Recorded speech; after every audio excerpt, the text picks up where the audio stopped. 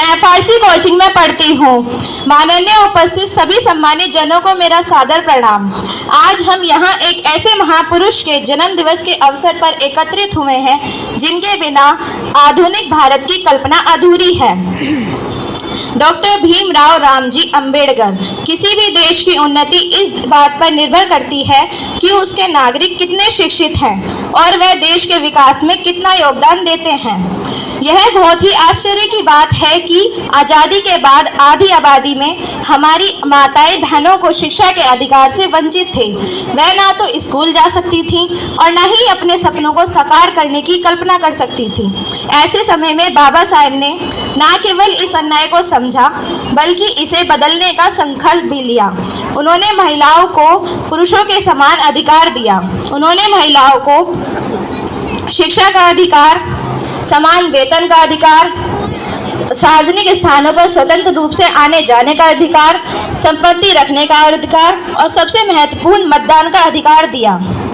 बाबा साहब ने व्याप्त कुरीतियां जैसे सती प्रथा, दहेज उत्पीड़न, असमान मजदूरी का कड़ा विरोध किया और इन्हें कानूनी दृष्टि में अपराध की श्रेणी में मार्ग पर प्रशस्त किया। इन्हीं प्रयासों का परिणाम है कि महिलाएं हर क्षेत्र में आगे बढ़ रही हैं। अध्यापक, डॉक्टर, इंजीनियर, वकील, इन्हीं प्रयासों के परिणाम है कि इन महिलाएं हर क्षेत्र में आगे बढ़ रही हैं। अध्यापक, वैज्ञानिक, डॉक्टर, वकील, अधिकारी, हर जगह वह अपनी पहचान बना रही हैं और वह देश के विकास में सबसे महत्वपूर्ण योगदान दे रही हैं। साथियों, यह सभी संभव नहीं हो पाता यदि बाबा साहेब अंबेडकर ना होते। बाबा साहेब, उन्होंने स्वयं अपने जीवन में भेदभाव, अपमान और असमानता का सामना किया है। उन्होंने महिलाओं और समाज के वंचित वर्गों को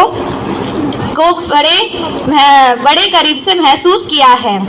यही अनुभव उनके संकल्प की शक्ति बना। उन्होंने शिक्षा को अपना हथियार बनाया और इस स्तर तक पहुंचे कि उन्हें भारत का संविधान बनाने का जिम्मेदारी सौंपी गई और उन्होंने इस जिम्मेदारी को पूरी निष्ठा और दूरदर्शिता के साथ निभाया।